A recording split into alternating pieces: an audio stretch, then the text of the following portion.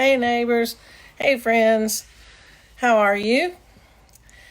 Uh, I've named this, um, I guess, this little senior jail episode. I've named this Rowing Against the Wind and Tide. So it's sunny. You remember how I've been screaming about not being sunny? It's finally sunny. It's supposed to be up to almost 80 something and maybe even 90 by the end of the week, which is so exciting for all of us. So I thought, I know, I'll do this from outside. No, no, no. I went out and got all set up, and then a motorcycle goes by, and then move it, and I think, okay, I'll wait. And then an airplane goes by. See, I don't hear any of that stuff. It's just part of living in Los Angeles, I guess. Anyway, so then I thought, I know I'll go in the back area because the bougainvilleas are beautiful there. So I go back there. No, I forget that I live near the 101 freeway. And even though there are only 10 cars on it right now, they all went by at the same time. So I thought, no, you won't do that. So I get all set up another place, and the yard guy is here this afternoon, and he comes in with his water hose, spraying everything. So I thought, okay, I'm going to go back inside. I'm going to sit in my chair and have y'all see me against this background again. Anyway, I love that phrase, rowing against the wind and tide. I wish I could tell you that was mine. It isn't. I got that from a lady that used to write for the Texas Monthly, and she used that. Actually, she stole that from Harriet Beecher Stowe, and she talked about raising all the children she did during that period of time, and you think we have women's issues today? Oh, nothing like that poor lady faced. But anyway, she's the one that coined the phrase "rowing against the wind and tide," and today it seems like I was doing well until I decided to give y'all a different background. Okay, so I think today with what's happening, and excuse me, where some states are beginning to open up, some states are not. There's one more time. I had hoped we'd come out of this not quite as divisive as we had been, but it seems like now we're arguing over masks and whether COVID is the flu or not. Anyway, I'm going to call. I don't have COVID. I don't have the corona. I have terrible allergies.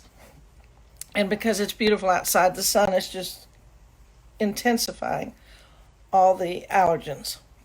Anyway, I'd hoped we wouldn't be quite as divisive, but I want to challenge you.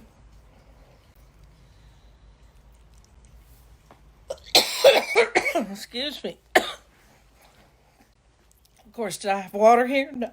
No. I want to challenge you to not join in the controversy. Now someone's at the front door. Can you believe this? Anyway, don't join in the controversy. I know you have an opinion, but just let people do whatever it is they're going to do, and we don't need to try to convince somebody else that our way of thinking is correct. So, although it may seem like we're beginning to row against the wind and tide again, when I was hoping we would come out with a little more cooperation,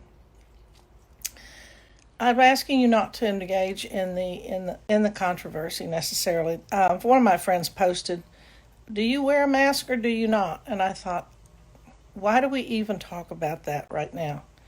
Just keep doing what you're doing, and if you feel safe to do something, do that. But stop. Why don't we just stop trying to tell each other what to do? Another thing, I was on a Zoom call. Aren't we always on Zoom calls these days? I'm having a love-hate relationship with Zoom. Anyway, and a woman's in real estate, and she was in another state that they're still showing houses. So go figure. Anyway, she was talking about a lot of the people that she's dealing with are just not acting characteristically normal.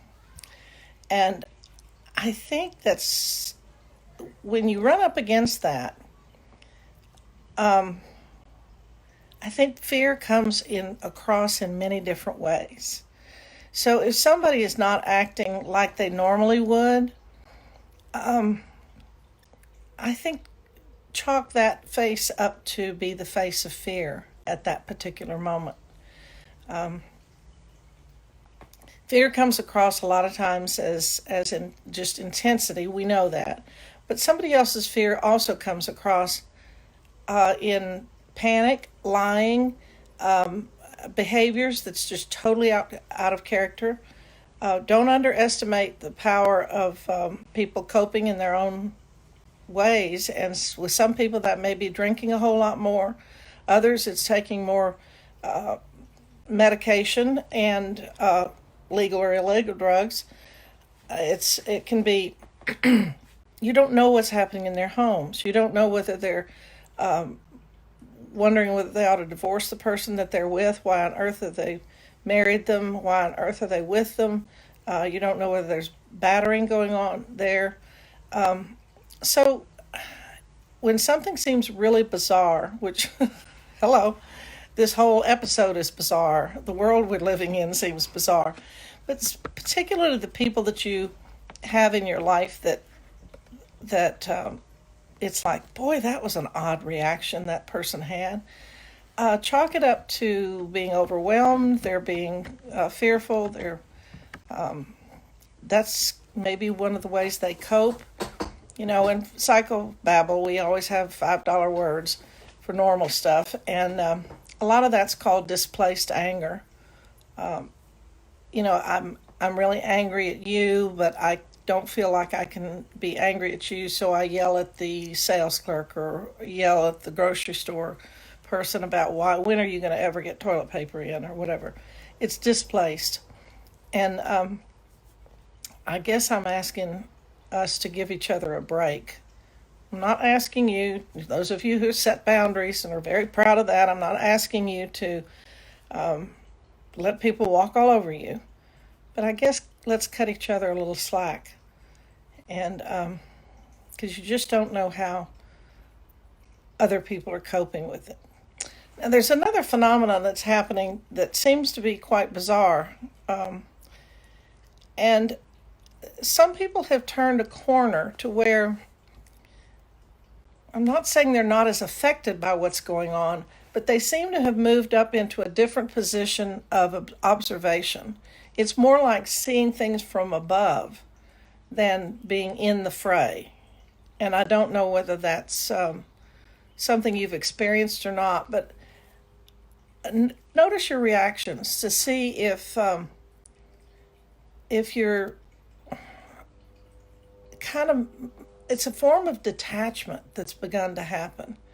And some people are able to kind of move away from what's happening and say, this is going to play out the way it's supposed to play out. I can't stand phrases, it is what it is. Oh, please, don't tell me that one more time. But something's going on bigger than we are. So if you can and when you can, just observe what's taking place and don't interpret it. I don't know whether I'm making any sense at all, but there have been a few times I've been able to do that, not get caught up in it, but just kind of observe what's going on and watching it like I'm watching a movie play itself out.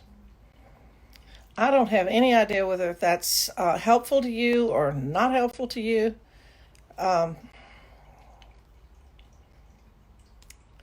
But it's still liable. I don't mean the COVID or the death or the sickness is going to get worse, but I'm not sure we're going to straighten this this divisiveness out right away. So I guess I'm asking you to move to the observer state and kind of let things play out. Oh, I see a whole bunch of friends. There's Conrad. Good Lord, what are you up to? Tearing up Santa Fe. Hi, Pat. Hi, Ginger. Hi, Vicky. Oh, I saw some more people up here. Anyway, I think I saw Wendy. And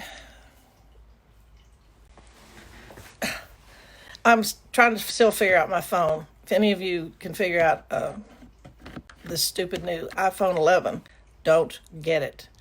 Shh, I didn't say that. Apple will do something to me. Anyway, it's got some bugs.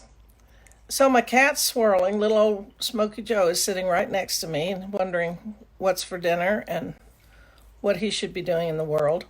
So I think I'm going to let you go, and I'll see you again tomorrow.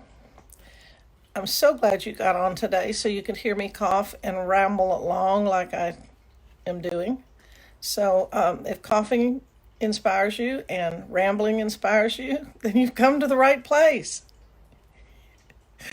And don't forget to laugh at yourself. We're such odd things, we people. The animals make sense. Even the weather sometimes makes sense, even when it's a hurricane.